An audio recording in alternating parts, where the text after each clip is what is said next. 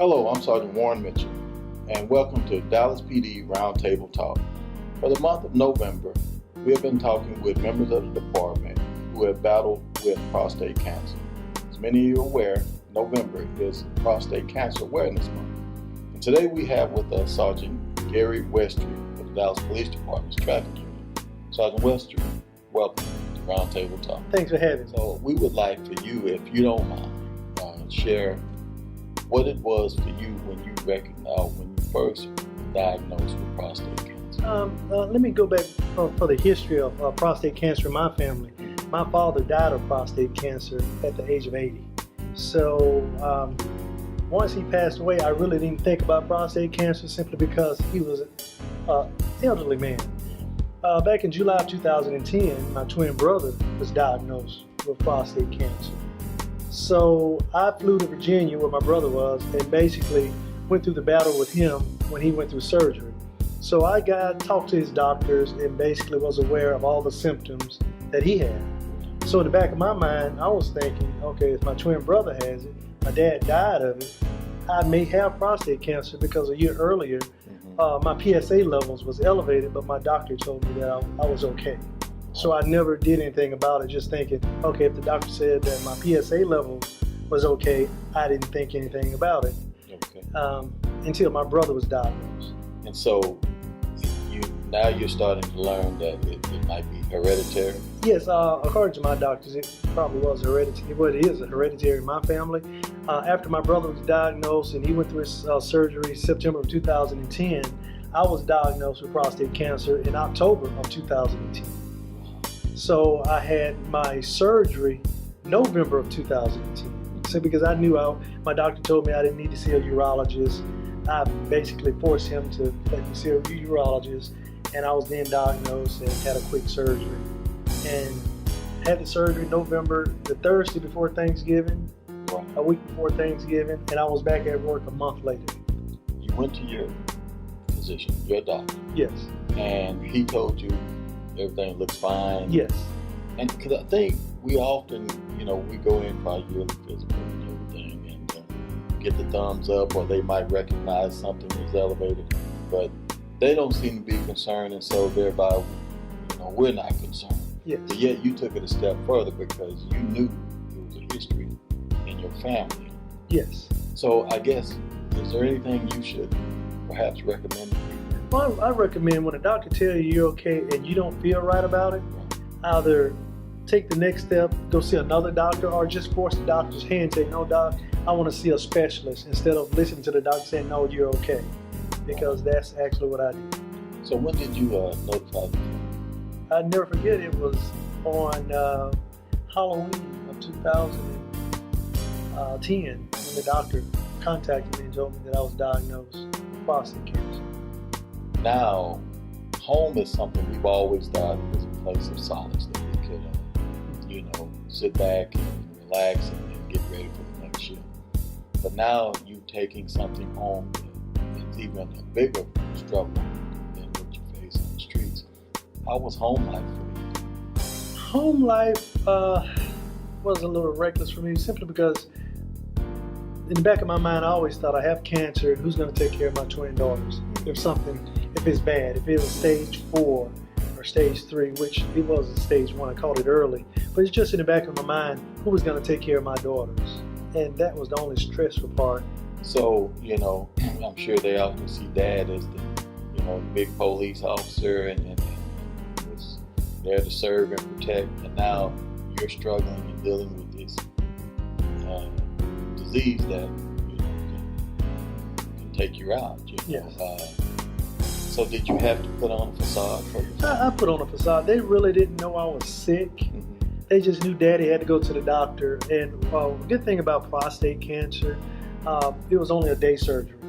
Okay. And since it was a day surgery, I was in the hospital one day, checked in on a Thursday. I was out Friday evening.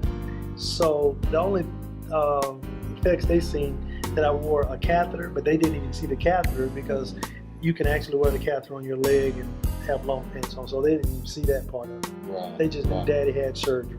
They didn't know that I had cancer at the time.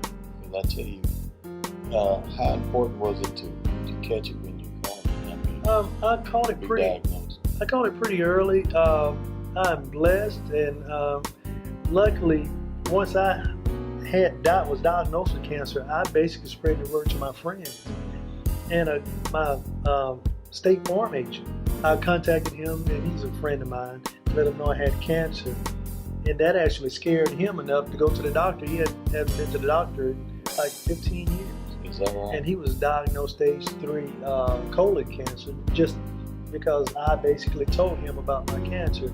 And we had an officer, which I'm not going to say his name, but he even went to the doctor right after I was diagnosed, after I was telling him about it, and he was diagnosed with stage 4 prostate cancer. So I was basically preaching the gospel to people about prostate cancer. So and I think I saved a couple of guys' lives. Amen to that. So speaking of, so how did it affect you as far as your work?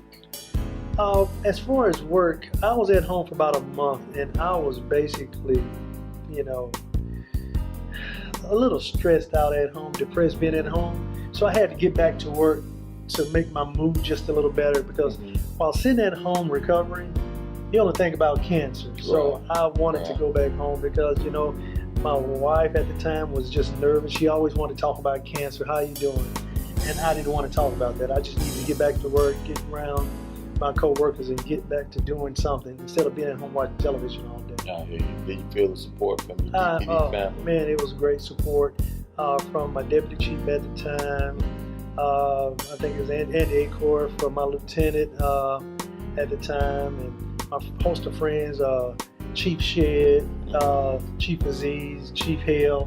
Received phone calls from a number of other my co-workers in the narcotics division where I was. So that was great. Good. So how are you feeling now? Right now, I tell a lot of people I'm finished. My cancer reoccurred back in April of 2015. A lot of people didn't know it, but I started my radiation again, which I didn't have to go through radiation the first time. Right. But on my physicals, which I have a physical at least 3 times a year, or blood work 3 times a year, and so they found my PSA level elevated again after 4.5 years. So I just finished up radiation September 2015, in September 2015. So I'm feeling pretty good right now. So. And you never gave the impression like you had a worry in the world. I mean, what was that all about? I mean, how were you able to master? You know what?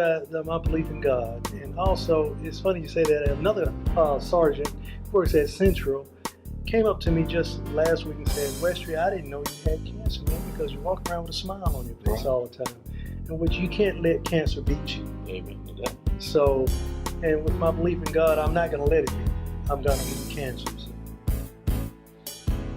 When we were talking earlier about our DPD family, I guess it has to be a breath of fresh air to recognize that even at the highest level, they want to show support to the community and to the officers who might have been dealing with cancer, whether they're a survivor or if someone in their family, So how did that feel to you? It felt great, especially last month, because my mother is a breast cancer survivor. So right after I was diagnosed with cancer, the following year, my mother was diagnosed with stage 3 breast cancer.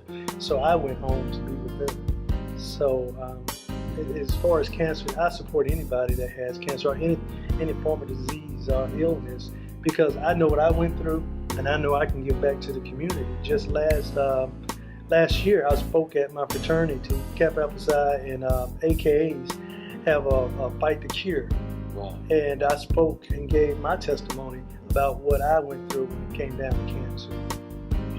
And I tell you are a true inspiration to dealing with not only your own personal struggles, but having a profession that, have to deal with the good and the bad of society. Yes. So, I thank you so much for Okay, sharing I appreciate your personal testimony with us. Okay, I appreciate you having me.